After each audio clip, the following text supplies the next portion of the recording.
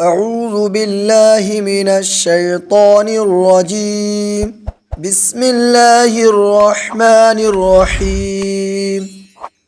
ياسين والقرآن الحكيم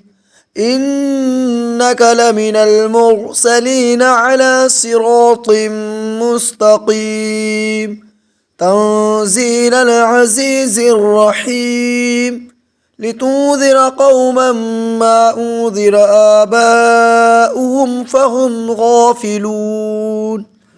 لقد حق القول على أكثرهم فهم لا يؤمنون إنا جعلنا في أعناقهم أغلالا فهي إلى الأذقان فهم مقمحون وجعلنا من بين أيديهم سدا ومن خلفهم سدا فأغشيناهم فهم لا يبصرون وسواء عليهم أأنذرتهم أم لم تنذرهم لا يؤمنون إنما تنذر من اتبع الذكر وخشي الرحمن بالغيب فبشره بمغفرة وأجر كريم إنا نحن نحيي الموتى ونكتب ما قدموا وآثارهم وكل شيء أحصيناه في إمام مبين واضرب لهم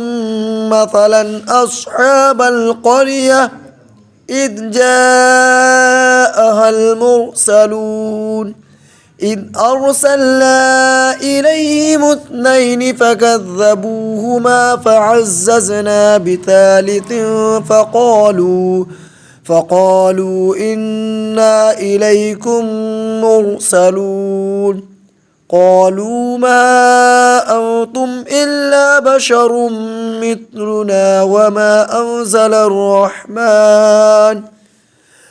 الرحمن من شيء إن أنتم إلا تكذبون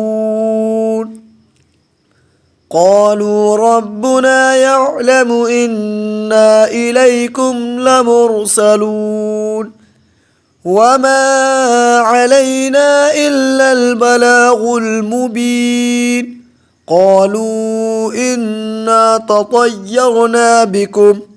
لئن لم تنتهوا لنرجمنكم وليمسنكم منا عذاب أليم قالوا طائركم معكم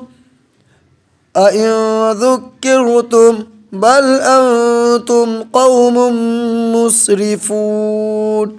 وجاء من أقصى المدينة رجل يسعى